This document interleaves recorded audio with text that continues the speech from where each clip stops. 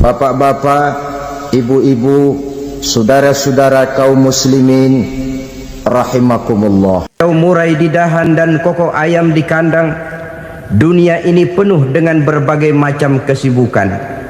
Sejak dari petani yang turun ke ladang, pedagang yang berangkat ke pasar, pelajar yang menuju sekolah, sampai kepada pegawai yang berangkat ke kantor, seluruhnya tidak lain untuk mencari sesuatu yang bernama bahagia. Setiap orang menginginkan kebahagiaan, dan tidak seorang pun menginginkan kesengsaraan dalam kehidupan ini. Namun nyatanya tidak setiap orang yang ingin bahagia mengetahui jalan yang harus ditempuhnya untuk sampai kepada kebahagiaan itu.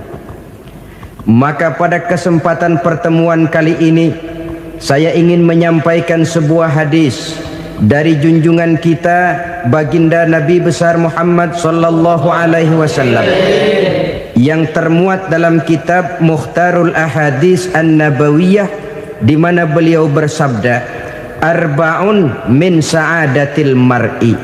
Ada 4 perkara yang merupakan tanda dari orang bahagia. Saya mau tanya, di antara saudara-saudara yang hadir di sini, apa ada yang kepengen jadi orang sengsara? Ya. Seluruhnya tentu ingin mendapatkan kebahagiaan.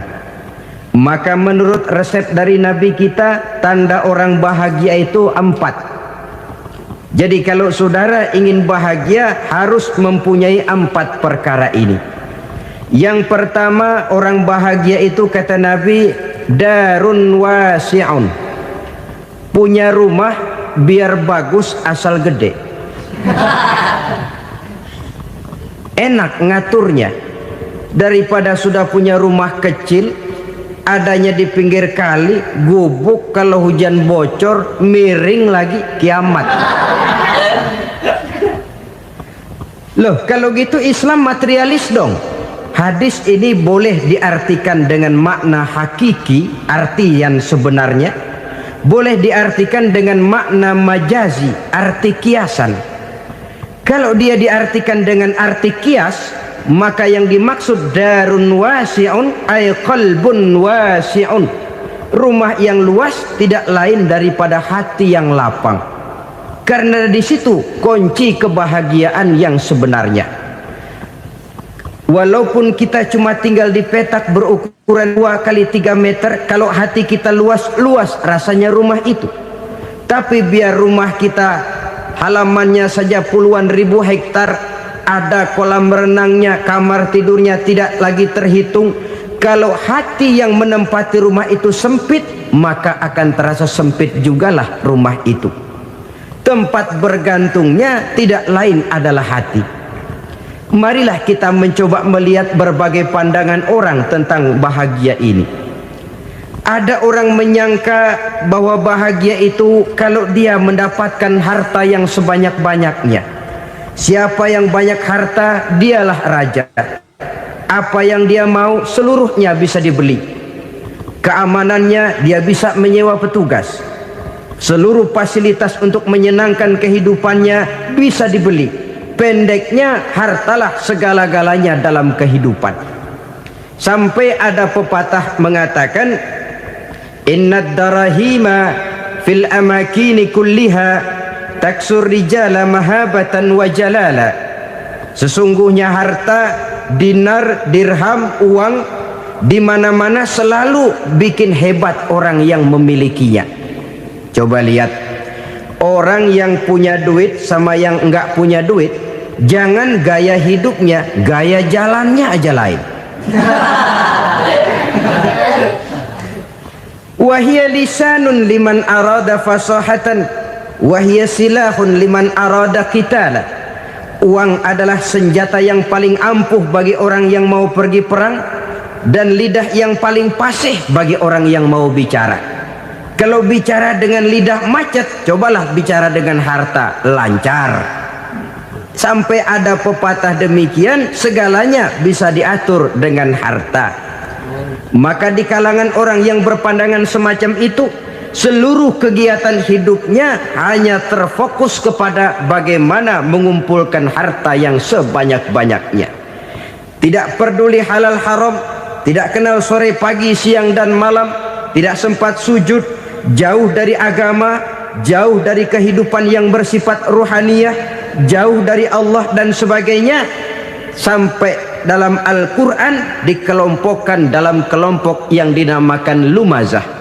Allazi jama'a malahu wa 'addadah yahsabu anna malahu akhladah.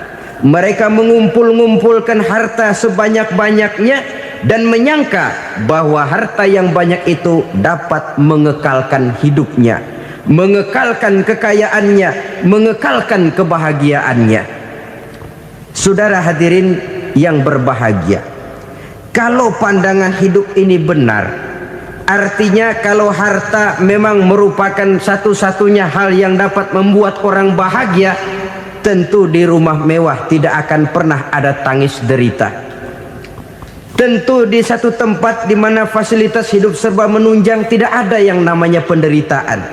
Tapi suka dan duka, sedih dan gembira, senyum dan tawa adalah milik setiap orang, baik dia punya harta maupun dia tidak punya harta. Nyatalah bahwa harta semata-mata bukan merupakan jaminan bahwa orang akan bahagia, walaupun tanpa harta orang sulit untuk bahagia. Saya mau cerita, ada orang super kaya, namanya Aristotle Onesimus, raja tanker Yunani. Dia punya kapal tanker saja konon sampai 11 banyaknya. Punya perusahaan penerbangan yang disebut Olympic Airlines, punya hotel di berbagai kota besar di dunia ini, sejak dari New York, London, Paris, Rome dan sebagainya. Bahkan punya pulau yang dia namakan Pulau Scorpio. Ini kan namanya sudah kaya nggak tanggung-tanggung, punya pulau. Nah, dia punya 2 orang anak, yang satu laki-laki namanya Alexander, yang satu perempuan namanya Maria Onesimus. Seluruh harapannya tertumpah kepada anak lakinya Alexander ini, yang akan meneruskan usahanya, meneruskan kekayaannya, meneruskan dinastinya. Apa yang terjadi? Ternyata anak yang dia harapkan yang bernama Alexander ini mati muda dalam kecelakaan pada waktu dia olahraga. Apa olahraganya? Namanya olahraga anak orang kaya, golongan jet set.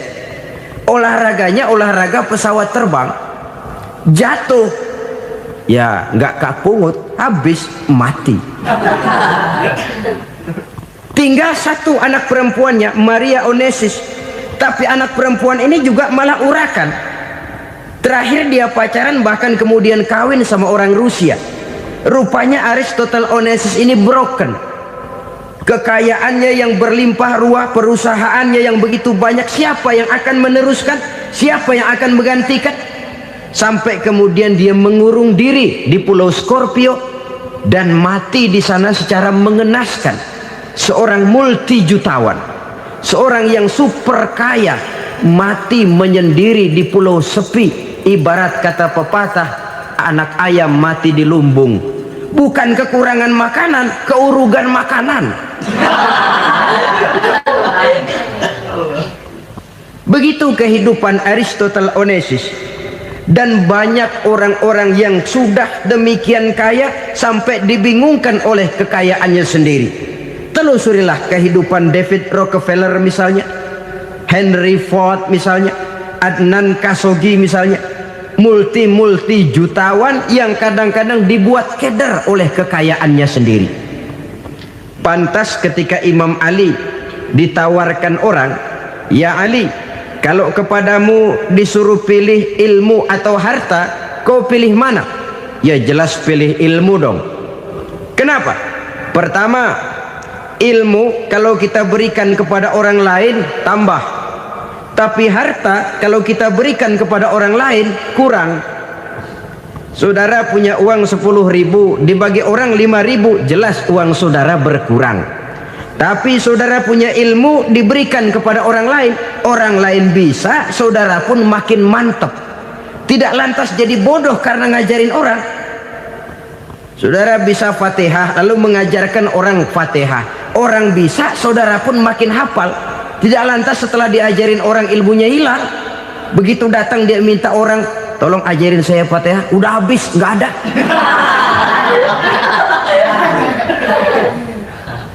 Yang kedua kata Imam Ali, ilmu menjaga kita.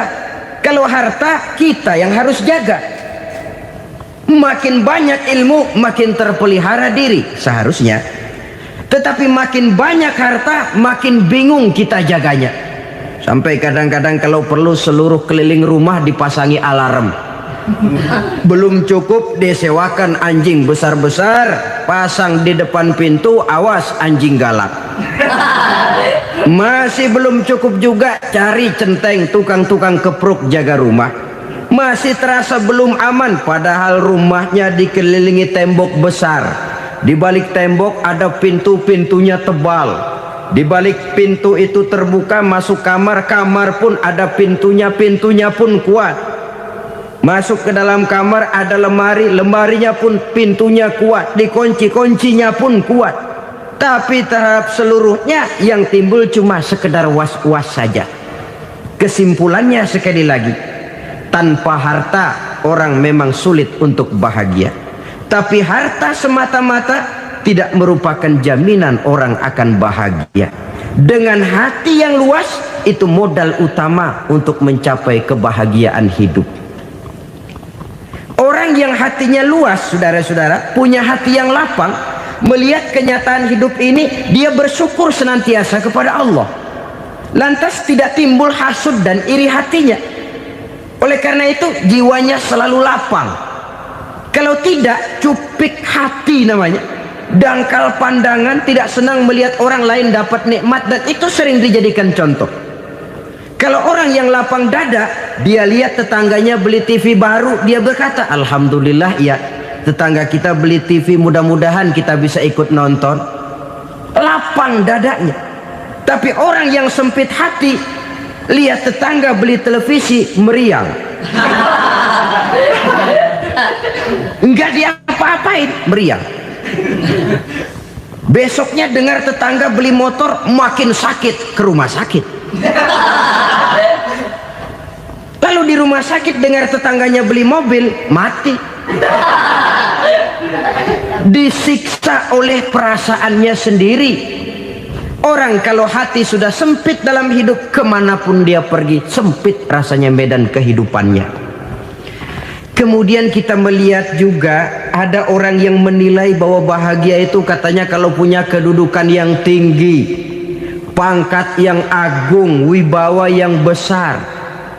Mungkin betul, tapi mungkin juga tidak. Bergantung kepada hati orang yang punya pangkat itu. Sama dengan harta tadi. Harta akan membawa bahagia kalau dia jatuh ke tangan orang yang berhati lapang. Tapi harta akan jadi bencana kalau jatuh ke tangan hati orang yang sempit. Pangkat akan membawa bahaya kalau jatuh di tangan hati orang yang sempit.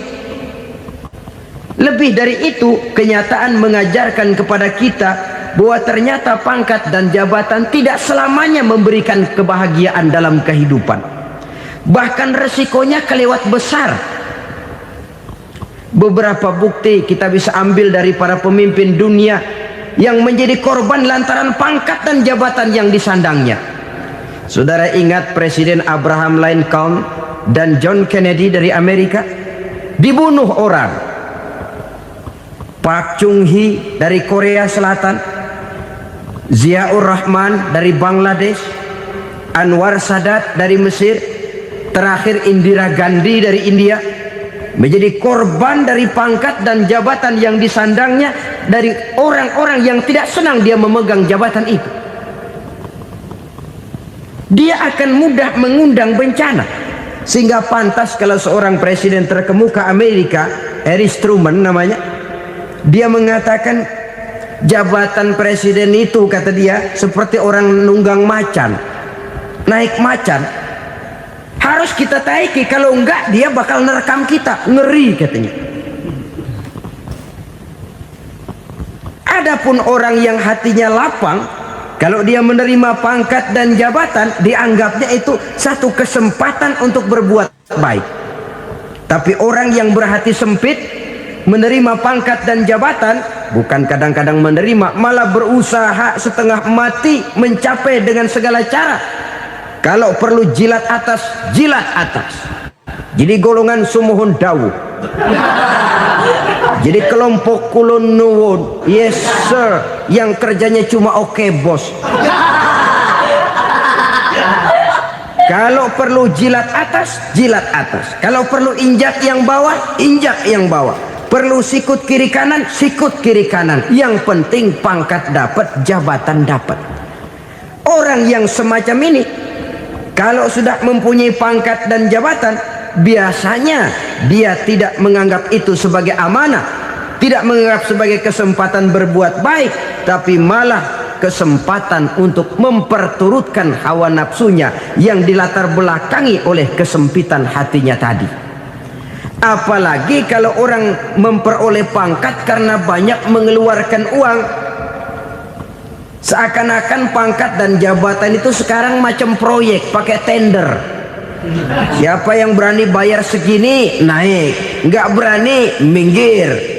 Padahal logikanya, kalau orang mencapai satu jabatan karena banyak mengeluarkan uang, hampir bisa dipastikan bahwa setelah jabatan itu dia pegang, langkah pertama yang akan dilakukannya ialah berusaha bagaimana uang yang dia keluarkan supaya kembali. Ya paling kurang pulang modal dulu dong. Soal mikirin rakyat soal nanti, tapi ini modal harus pulang. Itu celakanya kalau orang memperoleh pangkat dan jabatan cuma karena banyak mengeluarkan uang. Jarang orang yang mempunyai keyakinan dan pandangan bahwa pangkat dan jabatan merupakan amanah. Jadi sekali lagi, pangkat dan jabatan mungkin saja membawa kebahagiaan kalau jatuh ke tangan orang yang berhati lapang. Tapi bisa jadi bencana kalau dia jatuh ke tangan orang yang mempunyai hati yang sempit. Dan lagi-lagi stresnya hati yang lapang. Lalu sebagian orang, saudara, ada yang berpandangan katanya bahagia itu kalau jadi orang terkenal, mempunyai popularitas, menjadi idola di kalangan remaja, di kalangan orang tua, di segala lapisan masyarakat. Padahal makin populer orang makin terikat dia. Ya kalau macam kita ini kan nggak punya nama, nggak populer, tengah malam buta mau nongkrong di warung Tegal aman. Tapi pangkat, jabatan, kedudukan, popularitas menyebabkan kita diikat dengan berbagai macam peraturan. Cuma mandi sama ke WC saja yang nggak dikawal.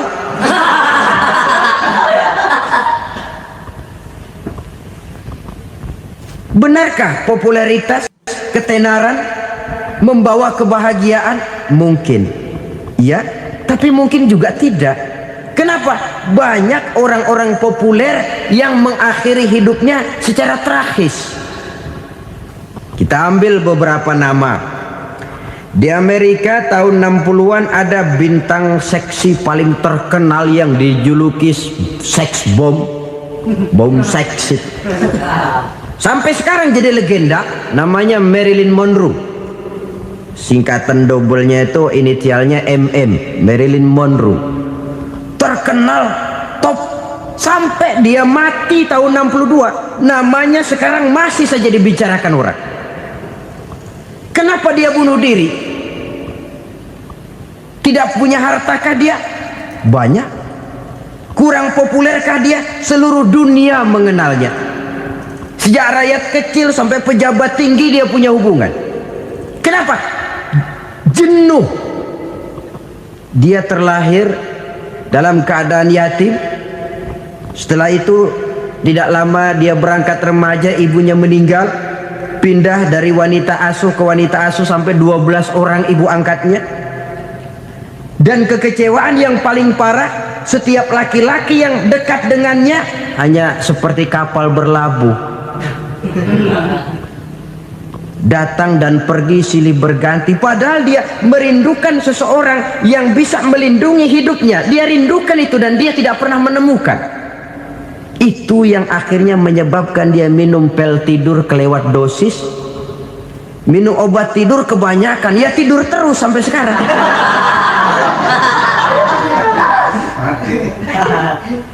Dia mengakui, saya telah memiliki ketenaran, tapi saya tidak pernah hidup dalam ketenaran itu.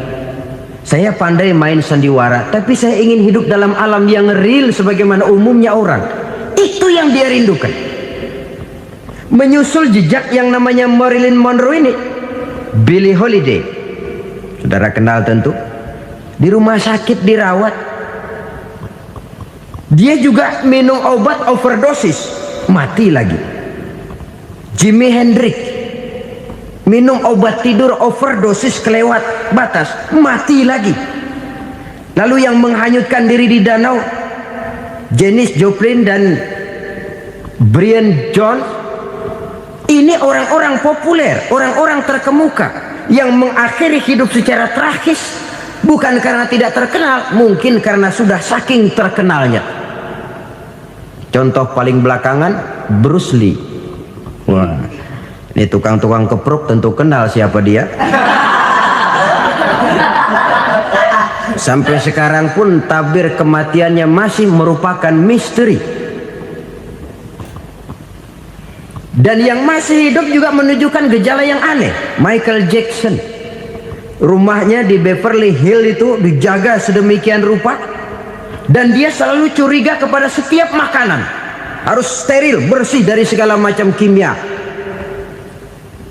Kemana dia pergi, itu tukang-tukang kepruk sudah selalu menjaga dan mengawal, dan dia seakan takut menunjukkan mukanya yang asli.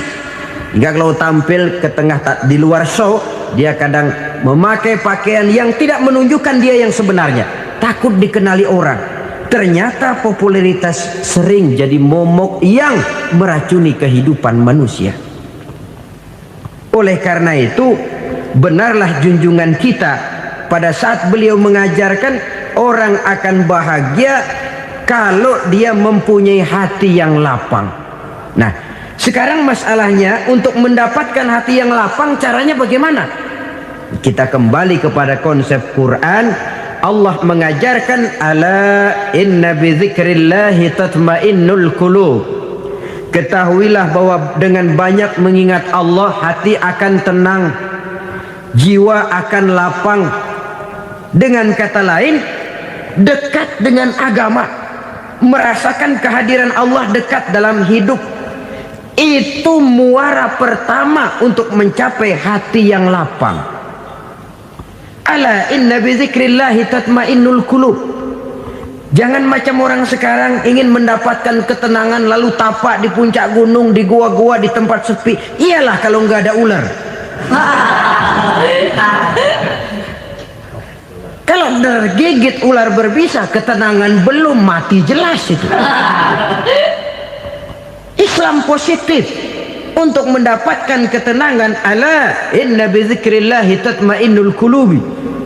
Bahwa ketahuilah bahwa dengan banyak mengingat Allah, hati akan tenang, jiwa akan lapang, nuansa pikiran akan luas.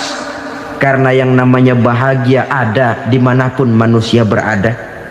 Di kampung ada bahagia, di kota ada bahagia, di ngarai, di lembah, di gunung, di hutan, di lautan, di angkasa luar, dimanapun bahagia itu ada kalau kita bermodalkan hati yang lapang ini. Dan hati akan lapang kalau kita dekat dengan agama. Dekat dengan harta buat sementara hati mungkin tenang, tapi ketenangan yang relatif dan temporer. Apalagi orang tiap kali tambah harta, tiap kali tambah rencana, itu wajar. Mungkin sebelumnya saudara berpikir, kalau punya duit 5.000 enak nih. Begitu punya duit 5.000, aduh sayang kalau 10.000 aja. Tiap kali tambah harta, tiap kali lain rencana. Makin banyak rencana, makin menjauhkan kita dari yang namanya ketenangan. Padahal ketenangan merupakan unsur utama untuk mencapai bahagia. Dan ketenangan itu bermuara dalam hati manusia. Tengoklah kehidupan ini.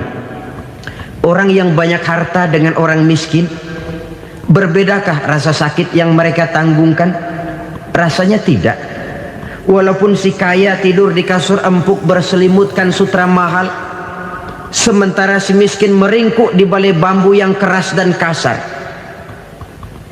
Apabila maut datang, dia juga tidak pernah pilih bulu.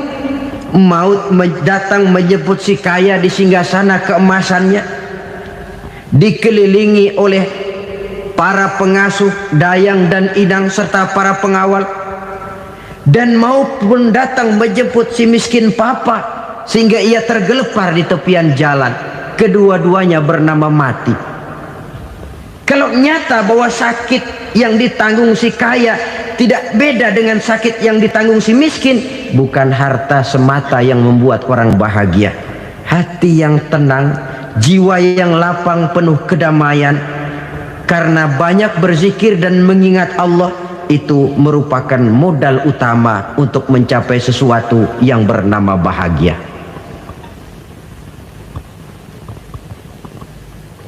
Saudara hadirin yang saya hormati, inilah yang pertama dari 4 ciri yang digambarkan oleh Nabi tentang tanda-tanda orang bahagia. Dan harus berangkat dari yang pertama ini, hati yang lapang. Ini yang harus kita miliki lebih dahulu, baru nanti akan menyusul kepada poin yang ketiga, kedua dan selanjutnya. Sebab kalau hati sudah terisi dengan jiwa yang lapang, seluruh persoalan insya Allah akan bisa kita atasi dengan sebagaimana mestinya. Yang kedua sekarang, tanda orang bahagia menurut baginda Nabi, markabun syariah.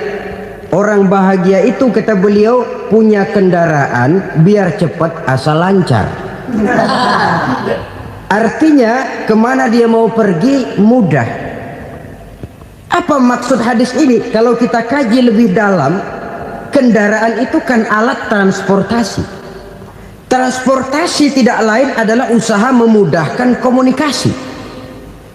Pindah dari situ kepada teori bahwa manusia adalah zon political, makhluk bermasyarakat yang tidak bisa memenuhi kebutuhan hidupnya secara sendirian.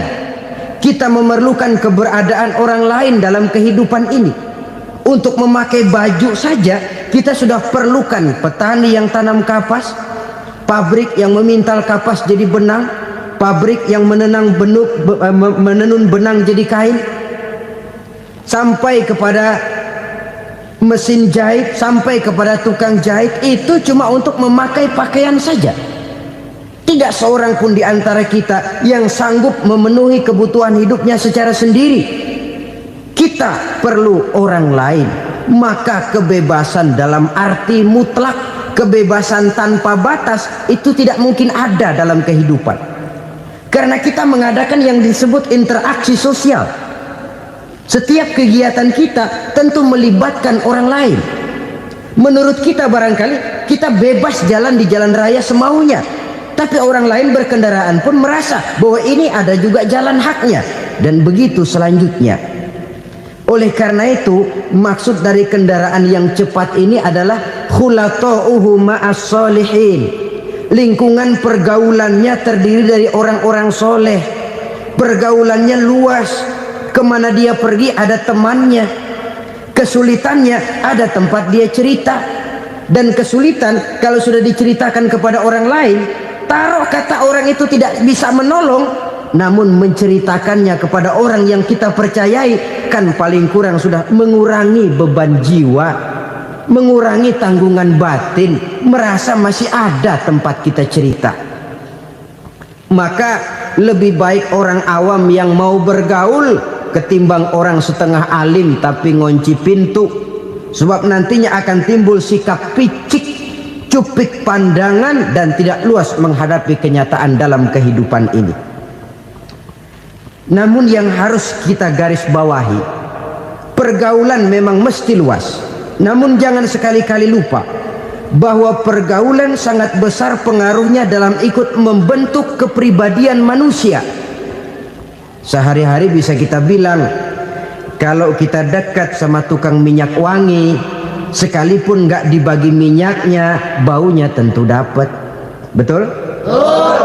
Tapi dekat sama tukang elas, walaupun nggak kena apinya, asapnya mesti kena.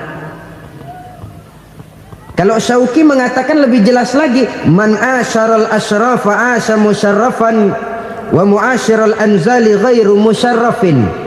Awalam taral jildal hakira muqabbalan bisagri lamma sara jildal mushaf. Siapa yang bergaul dengan orang mulia, dia bakal ikut menjadi mulia. Tapi siapa yang berteman dengan orang hina, dia tidak bakal ikut menjadi mulia. Tidakkah kau lihat, kata Syauqi, kulit kambing yang hina pun dicium orang ketika menjadi kantong Quran. Kulit kambing hina, kalau dia sendirian gak ada yang mau cium. Tapi begitu dia bergaul dengan Quran, menjadi kantong Quran, dipakein minyak wangi, ditaruh di tempat yang tinggi, mau diambil dicium dulu, dibawa dengan penuh hormat dan hati-hati. Kulit kambing yang hina lantaran berteman dengan Quran, numpang mujur. Tapi coba lihat kalau kulit kambing berteman dengan kayu, jadi beduk, habis. Zohor dikemplang, asar dipukul. Itu pun sedikit saja, cuma salah milih teman. Yang temannya Quran dihormati orang, yang temannya kayu lantaran jadi beduk, gelap-gelap subuh orang udah kemplangnya.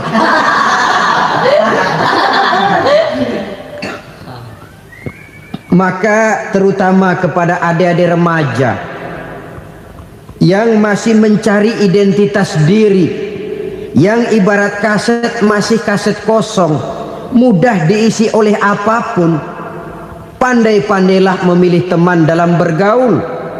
Karena banyak orang yang tadinya baik-baik, ketika terseret dalam pergaulan dengan orang yang tidak baik, kebaikannya menjadi lentur dan luntur. Tapi berapa banyak bajingan-bajingan tengik, orang-orang yang berlumur noda dan dosa, tiap hari melakukan maksiat, namun bergaul dengan orang yang baik-baik, pada akhirnya sedikit demi sedikit beringsut dan berangsur dia terbiasa mengikuti kebaikan-kebaikan. Saya tekankan ini kepada remaja karena mereka masih mencari identitas diri. Apa yang mereka lihat mereka mau, apa yang mereka dengar mereka ingin tahu.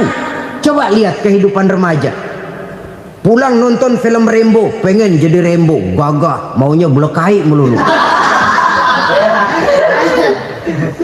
Pulang nonton film Superman, pengen bisa terbang. Pulang nonton India, nyanyi melulu. Wajar, mereka masih mencari identitas diri. Saya ini sebenarnya siapa? Lingkungan, pergaulan akan membentuk itu. Karena itu pandai-pandailah bergaul, karena ia sangat besar pengaruhnya dalam ikut membentuk kepribadian manusia. Apalagi sifat yang jelek lebih cepat menularnya ketimbang sifat yang baik. Sifat yang baik, watak yang soleh itu lambat sekali untuk menular. Tapi yang tidak baik, kan prosesnya mah kalau remaja biasanya mula-mula dengar. Karena dengar lalu pengen tahu. Karena pengen tahu lalu ngeliatin. Begitu ngeliatin kan pengen nyobain. Setelah nyobain ketagihan. Nah, ini prosesnya. Yang namanya ganja, morfin, narkotik awalnya kan begitu. Mula-mula denger katanya kalau sudah fly to the sky, sudah melayang ke langit katanya, disitulah puncak kebahagiaan. Mulanya cuma denger. Karena denger pengen tahu. Karena pengen tahu lalu ngeliat, kumpul sama orang yang suka ngeganja. Setelah ngeliat, nah pengen ngerasain. Begitu ngerasain enak juga, ketagihan. Kalau sudah ketagihan jadi penyakit kronis, bisa merembet kepada yang lain. Iya, kalau orang tuanya mampu untuk beli morfin, beli ganja. Kalau tidak kan pikirannya ngayap, jemuran siapa ya gue sahabat. Timbullah perbuatan-perbuatan negatif yang bermula dari salah pergaulan. Apalagi buat adik-adik remaja yang tinggal di kota-kota besar, yang pengaruh budaya, pengaruh kesenian, pengaruh struktur kehidupan yang nampak makin individualistis, di mana persaingan tajam, tensi ekonomi tinggi, orang mudah mengalami stres. Pandai-pandailah dalam bergaul, sekali lagi, karena ia sangat besar pengaruhnya dalam ikut membentuk kepribadian manusia. Orang bahagia punya kendaraan yang cepat, artinya punya pergaulan yang luas, dan lingkungan pergaulannya terdiri dari orang-orang yang soleh. Kemana dia pergi ada teman, kesulitannya ada tempat dia cerita. Tapi kalau sudah menyendiri, hidup sendiri, kesulitan dipikiri sendiri, bisa mati belum waktunya. Tidak ada tempat berbagi rasa, tidak ada tempat bercerita, tidak ada tempat mengurangi beban dalam kehidupan. Pantas betul kalau Islam sangat menggalakkan dan menganjurkan orang kalau sudah sampai waktunya itu untuk melangsungkan nikah. Kata Nabi, ya ma'syaras syabab man istata'a minkumul ba'at falyatazawwaj. Hai para pemuda, kalau sudah mampu memberi nafkah, kawinlah, nikahlah kamu. Kenapa? Sudah ada teman hidup, tempat berbagi rasa. Kesulitan kalau ada tempat cerita akan lebih ringan ketimbang kita telan sendiri, walaupun bobot kesulitannya sama beratnya. Saudara-saudara kaum muslimin rahimakumullah, inilah ciri yang kedua, punya kendaraan biar cepat asal lancar. Kemana kita mau pergi gampang. Dengan kata lain, setelah hati yang luas, pergaulan yang luas. Dua. Yang ketiga sekarang, tanda orang bahagia itu menurut Nabi, misbahun mudhi'un, punya lampu yang terang. Oh, itu enggak problem. Sekarang sudah zamannya listrik masuk desa, Pak. Lampu sudah terang semua. Betul, kalau itu yang dimaksud. Tapi tidak cuma itu. Karena lampu yang dimaksud di sini, lampu yang akan menerangi seluruh perjalanan hidup. Dan perjalanan hidup itu sudah dimulai sejak kita terlahir ke alam ini sampai masuk ke alam barzah, kumpul di padang mahsyar sampai ke akhirat. Lampu yang menerangi itu yang diperlukan.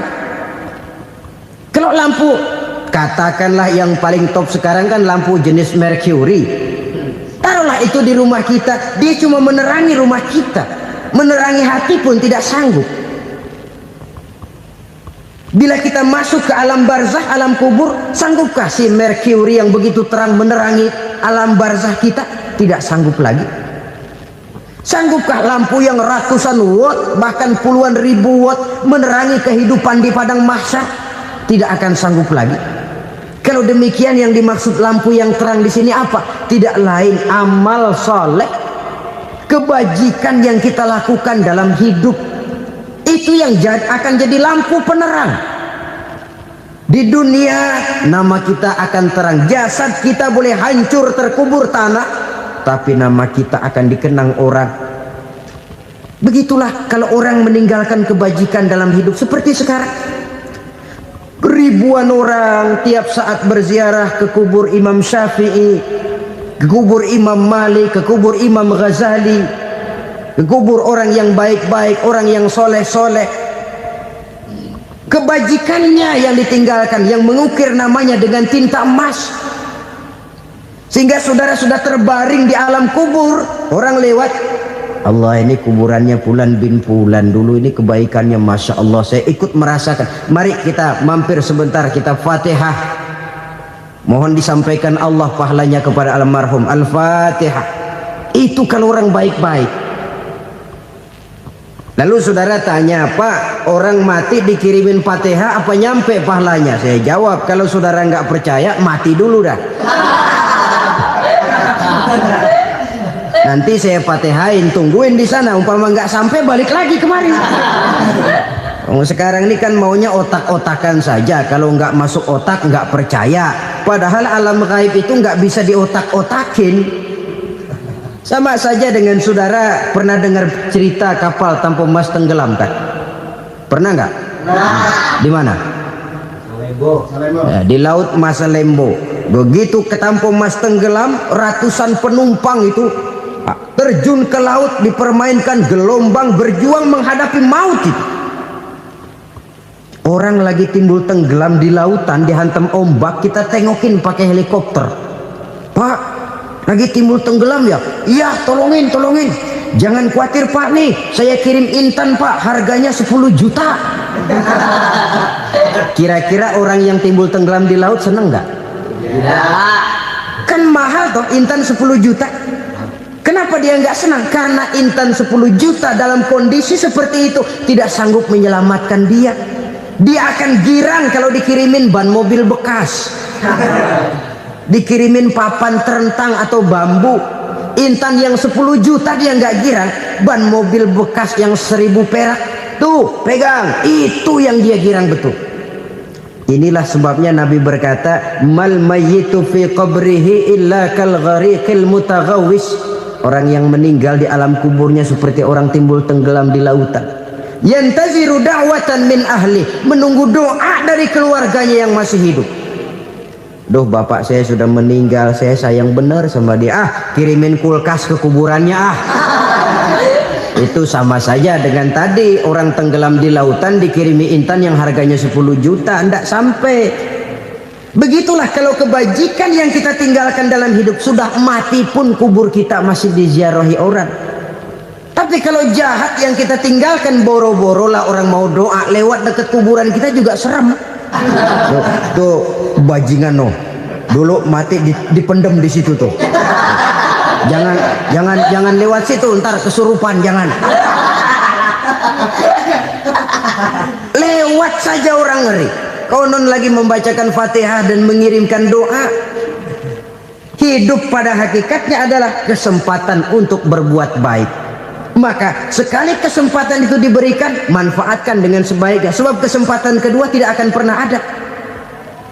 Kesempatan berbuat baik di sini, di akhirat sudah pembalasan namanya. Sekali kesempatan itu dicabut, dia tidak akan pernah dikembalikan lagi. Kata Iqbal, hidup tidak mundur ke belakang, Bung. Berhenti diinjak orang, mundur hancur. Tidak ada kata mundur dalam hidup ini. Berhenti diinjak orang, mundur kecebur. Tidak ada kata lain, harus maju dalam kehidupan dalam artian yang positif. Hidup adalah kesempatan untuk mengumpulkan kebajikan yang sebanyak-banyaknya. Di situ nilai daripada manusia. Sekarang ini memang nggak kelihatan kok, orang yang banyak pahala sama yang banyak dosa nggak kelihatan kok.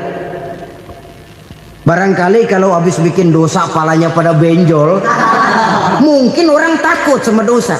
Tapi sekarang sama saja, orang yang banyak dosa dengan yang nggak banyak dosa jalan bareng dari belakang, sama, nggak kelihatan beda. Tapi ada waktunya di mana pahala memegang peranan, di mana dosa diperlihatkan. Sama saja kalau kita bawa mobil siang, lampu kan nggak begitu berfungsi. Apa lalu bilang, alah ini lampu berat-beratin, copot-copotin aja dah. Tidak perlu begitu. Kenapa? Pada satu saat malam senja akan datang. Bila matahari terbenam, senja pun datang, gelap mulai merayap, disitulah baru terasa perlunya lampu. Pahala begitu. Sekarang orang yang nggak ada pahalanya nggak kelihatan dalam kehidupan. Tapi pada satu saat senja kehidupan akan datang. Ajal merenggut nyawa, malam merayap, dan hidup mulai diliputi kegelapan di alam barzah. Dikala itu kalau nggak punya lampu, alangkah malangnya kita. Sebab amal yang baik, kata Nabi, di alam barzah itu akan diciptakan menjadi perempuan yang cantik menemani kita. Amal yang jahat akan menjadi orang yang paling jelek nemenin kita. Sudah di tempat gelap yang nemenin jelek.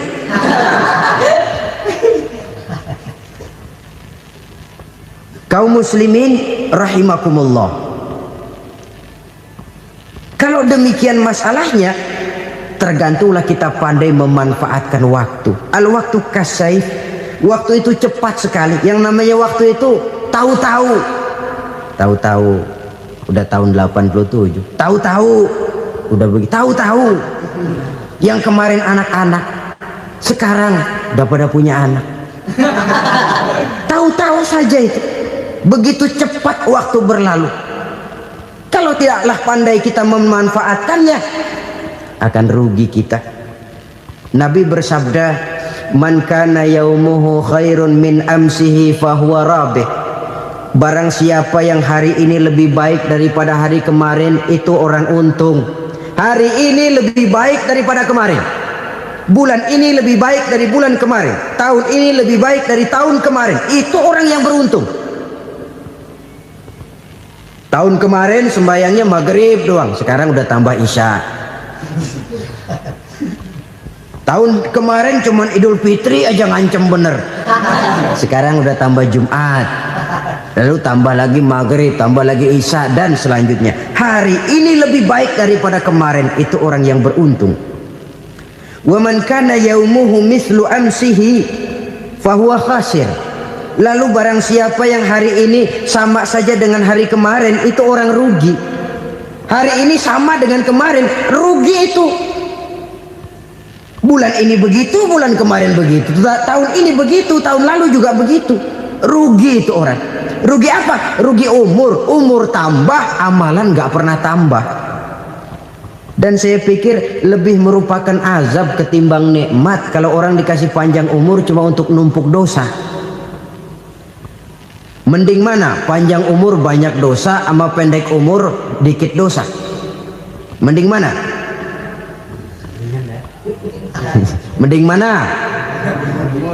Ya, paling mending tentu panjang umur banyak pahala. Tapi kalau tidak, sekali lagi, lebih merupakan azab ketimbang nikmat kalau orang diberikan panjang umur tapi cuma untuk sekedar menumpuk dosa. Kehilangan kesadaran bahwa dunia bukan terminal akhir dari satu perjalanan. Dia cuma halte di mana kita berhenti sebentar untuk menuju kepada terminal yang hakiki. Saudara-saudara kaum muslimin rahimakumullah, inilah lampu yang akan menerangi kehidupan. Amal yang kita lakukan di dalam kehidupan. Jadi yang dimaksud dengan lampu yang terang, kebajikan yang kita kerjakan dalam hidup. Nah, setiap orang di awal tadi saya bilang ingin bahagia. Bahagia itu kan hakikatnya kumpulan senang dan selamat. Senang, selamat. Apa bedanya? Senang tapi tidak selamat, nggak bahagia. Selamat tapi nggak senang, nggak bahagia orang. Contoh, kalau orang korupsi, duitnya banyak, senang dia, tapi keselamatannya. Ada tentara baris di samping rumahnya udah bingung, padahal tentara latihan. Tentara cuma latihan, dia bingung. Senang, tapi karena keselamatannya tidak terjamin, dia tidak bahagia. Sebaliknya pegawai negeri jujur benar, cuma segaji-gajinya. Selamat, nggak korupsi, tapi melarat, ya nggak bahagia juga, kurang senang. Kesenangan dan keselamatan untuk dunia saja, ya sekali lagi, kalau cuma sekedar untuk dunia saja, bisa dibeli pakai uang. Bisa dibeli pakai uang. Saudara ingin selamat, bisa dibeli pakai uang. Saudara ingin senang, bisa dibeli dengan uang. Tapi setelah mati, masuk ke alam barzah, habis kekuasaan uang. Nggak bisa lagi beli keselamatan pakai uang. Tidak mungkin lagi membeli kesenangan dengan uang. Di situ pahala yang megang peranan.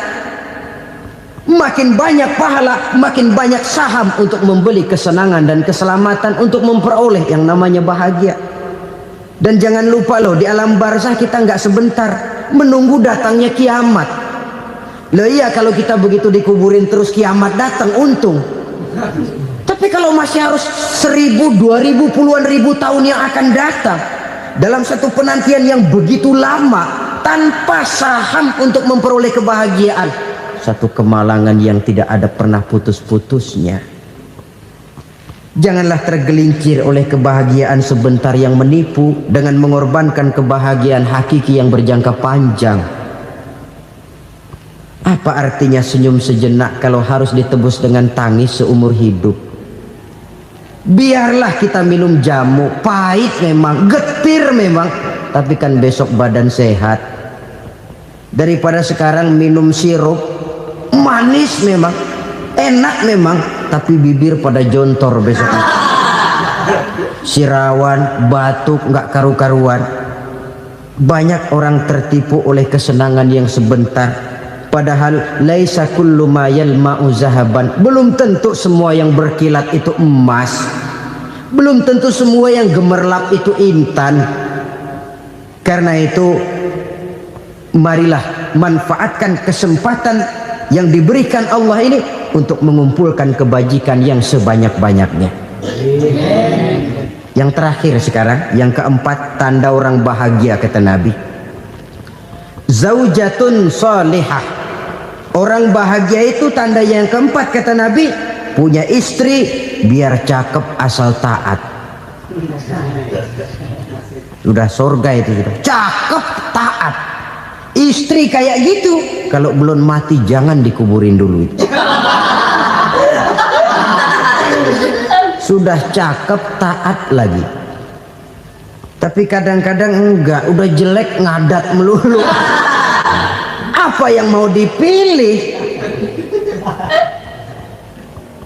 Sebab itu Quran mengatakan istri pakaian untuk suami, suami pakaian untuk istri. Kenapa suami istri diibaratkan pakaian? Alangkah tingginya gaya bahasa Quran ini. Suami istri teman hidup, hidup perjalanan panjang. Sejak kita dalam rahim sudah ada hidup kan di sini. Sampai ke alam dunia, masuk ke alam barzah, kumpul di padang mahsyar, sampai menuju akhirat, itu perjalanan hidup. Carilah istri atau suami teman hidup yang membawa manfaat tidak hanya kehidupan di dunia ini, sampai di alam barzah, sampai di padang mahsyar. Suaminya mungkin meninggal lebih dulu atau istrinya mungkin meninggal lebih dulu, tapi suami atau istri yang masih hidup berbuat kebajikan. Suami saya meninggal, ada hartanya, saya sedekahkan, niat pahala untuk almarhum suami saya. Ini teman hidup, tidak dibatasi dan tidak bisa dipisahkan oleh maut sekalipun. Zohirnya mungkin pisah, badannya mungkin pisah, tapi hatinya, jiwanya, kebersamaannya dalam menghadapi kehidupan. Karena itu saudara-saudara, bahasa Quran indah. Suami istri diibaratkan seperti pakaian. Apa fungsi pakaian? Pertama, pakaian jadi kebanggaan. Artinya suami harus menjadi kebanggaan istri, istri harus jadi kebanggaan suami. Yang kedua, pakaian itu kan fungsinya menutup aurat. Artinya sesama suami istri harus saling menjaga kekurangan masing-masing. Jangan malah sesama suami istri saling membongkar rahasia dan aibnya sendiri-sendiri. Istrinya diceritain jeleknya di mana-mana, atau suaminya dibongkar rahasianya di pasar umum. Itu sudah tidak lagi berfungsi sebagai pakaian. Kenapa semua ini diperlukan? Karena kita menyadari bangsa yang baik terdiri dari masyarakat yang baik. Masyarakat yang baik merupakan susunan dari warga yang baik. Warga yang baik adalah terdiri dari rumah tangga yang baik. Dan rumah tangga yang baik merupakan susunan dari pribadi yang baik. Dari situ langkah dimulai. Membangun satu bangsa yang baik diawali dengan membangun rumah tangga yang baik, dengan menciptakan pribadi-pribadi yang baik. Sehingga dari sini diharapkan berkembanglah nilai-nilai kebaikan. Orang akan bahagia mempunyai istri yang soleh. Kenapa? Tidak ada seorang suami bisa sukses jadi apapun dia, apapun profesinya.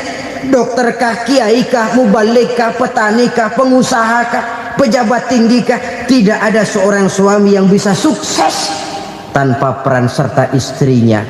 Walaupun memang peranan itu tidak begitu kelihatan, tapi sangat menentukan. Karena itu, saudara hadirin yang saya hormati, Islam sangat menghargai kaum wanita, memberikan kedudukan yang tinggi sepanjang tidak mematikan kodrat kewanitaannya.